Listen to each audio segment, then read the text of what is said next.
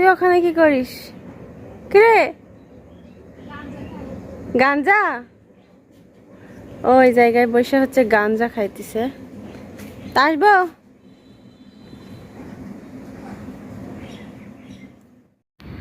লাইফে একটা মেয়ের বিয়ের পরে অনেক রকমের সমস্যা দেখা দেয়। কত কঠিন পরিস্থিতির সম্মুখীন হতে হয় সেই মেয়েটাকে। সব কঠিন পরিস্থিতি সামলানো যায় যদি তার পাশে তার হাজবেন্ড থাকে। আসলে আমরা মনে মনে ভাবি যে আমি একাই সব কাজ করতে পারবো, সব কঠিন পরিস্থিতি একাই সামলাতে পারবো, কিন্তু আসলে সব ভুল। কোনো মেয়ে কঠিন পরিস্থিতি একা সামলাতে পারে না তার হাজবেন্ড ছাড়া। আসসালামু আলাইকুম, কেমন আছেন আপনারা সবাই? আশা করি যে যেখানে আছেন ভালো আছেন, সুস্থ আছেন। আল্লাহ তাআলার অশেষ রহমতে আর আপনাদের ভালোবাসায় আমি এবং আমার পরিবারের সবাই ভালো আছে, সুস্থ আছে। তো প্রতিদিনের মতো আজকেও নতুন একটা ব্লগ নিয়ে চলে আসলাম আপনাদের মাঝে। তো এটা ছিল সকাল, এখন সকাল 7টা বাজে। আমি উঠছি হচ্ছে সকাল 6:30টায়। নূর এখনও ঘুমাচ্ছে। তো সকাল 7টা থেকে আজকে ব্লগটা শুরু করলাম। তো এখন বাসায় যাইতেছি, বাইরে একটু হাঁটতে আসছিলাম। বাসায় গিয়ে হচ্ছে মুরগিগুলোকে ছেড়ে দিব। অনেক বেলা হয়েছে, রোদ উঠে গেছে। ওই যে ওই দেখেন, ভাবতেছি বাসায় গিয়ে মুরগিগুলোকে একটু ছেড়ে দিই। আয় আয় আয় আয়।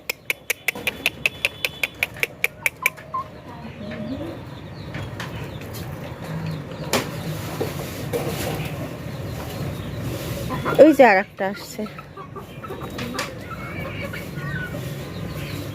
এই যে এই মুরগিটা ঠুকায় আম্মা, সবগুলি ঠোকা তাই দিচ্ছে। তো ওরা তো অনেক ঠোকাঠুকি করতেছিল, আমি চুপ করে বসে থেকে ওরে ঠোকাঠুকি দেখতেছিলাম। তো এগুলা আমার শাশুড়ির অনেক শখের মুরগি ছিল।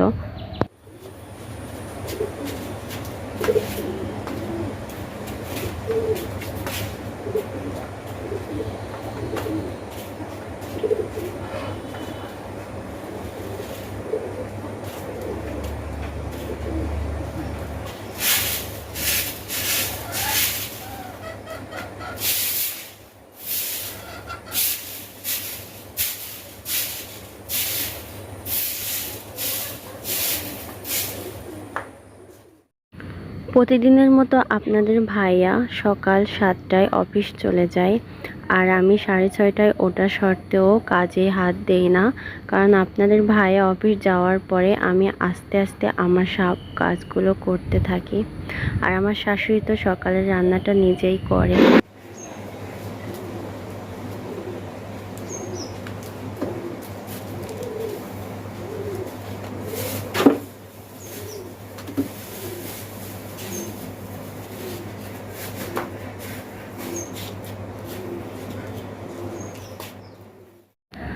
তো যাই হোক, সব মিলিয়ে সংসার জীবনে আমি বেশ ভালোই আছি।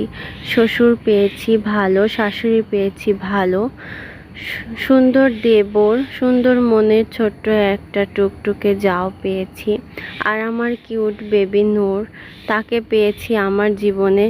আলহামদুলিল্লাহ, আল্লাহর কাছে এটাই সবসময় দোয়া করি যে আমার বেবিকে, মানে আমার নূরকে আমার কোলে দেওয়ার জন্য।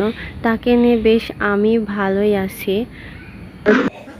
তো যাই হোক, ঝাড়ুটা দিয়ে ফেললাম। ঝাড়ু দিতে গিয়ে একদম গরম লেগে গেছে। তো বাইরে খুব সুন্দর বাতাস উঠছে, আমি আবার বাইরে চলে আসলাম। বাইরে এসে দেখি কতগুলি হাঁস আসছে আমাদের কলের পুকুরে।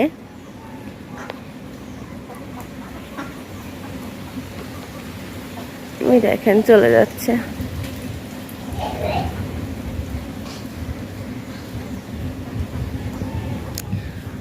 আর এত সুন্দর ঠান্ডা হাওয়া বইছে, অনেক ভালো লাগতেছে। কারণ এখন হচ্ছে ঝাড়ু দিতে গিয়ে কিন্তু গরম ধরে যায়, এই জন্য আর কি। আর বাইরে আসার পর তো একটা মজার ব্যাপার, সেটা হচ্ছে এই দেখেন গাছের ডালে মুরগি বসে আছে। কি সুন্দর লাগতেছে দেখতে। মুরগিটা অবশ্য আমাদের। গাছের ডালে বসে হাওয়া খাচ্ছে।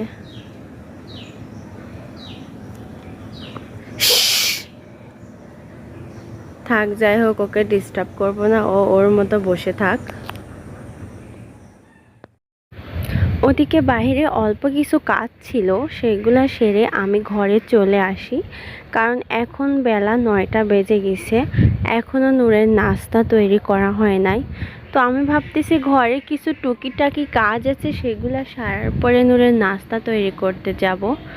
এটা ভেবে আমি ঘরে দ্রুত চলে আসি। তো এদিকে নূরের খুব ক্ষুধা লাগছিল, নূর বসে বসে টেলিভিশন দেখতেছিল। একটু আগে অবশ্য আমাকে বলছিল যে আম্মু আমি ফিডার খাবো।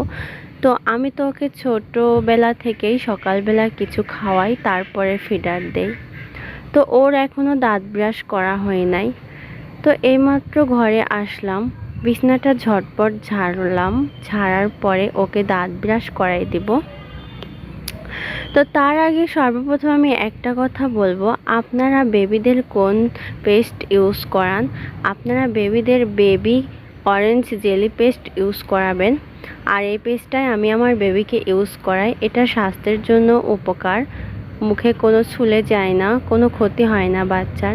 তো যাই হোক, বিরাস হাতে নিয়ে অনেক ঝামেলা শুরু করে দিল নূর আমার সাথে। কিছুতেই ব্রাশ করতে চায় না, জানেন।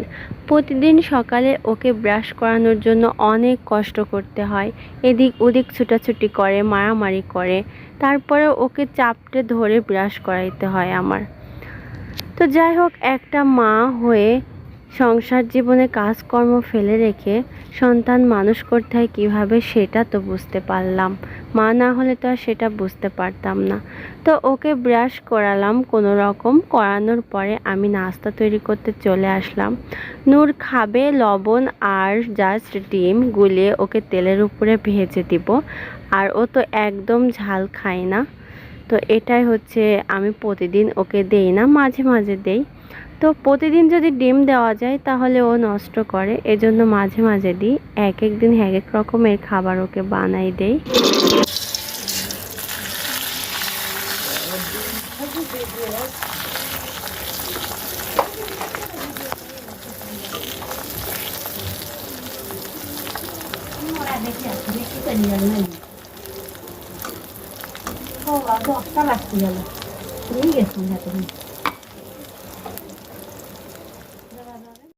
তবে যাই হোক, একটা জিনিস কি জানেন, সংসারে হাজার ঝামেলা এবং কাজকর্ম থাকা সত্ত্বেও একটা মেয়ে কখনো একটা হাজবেন্ডের সেবা করতে ভোলে না।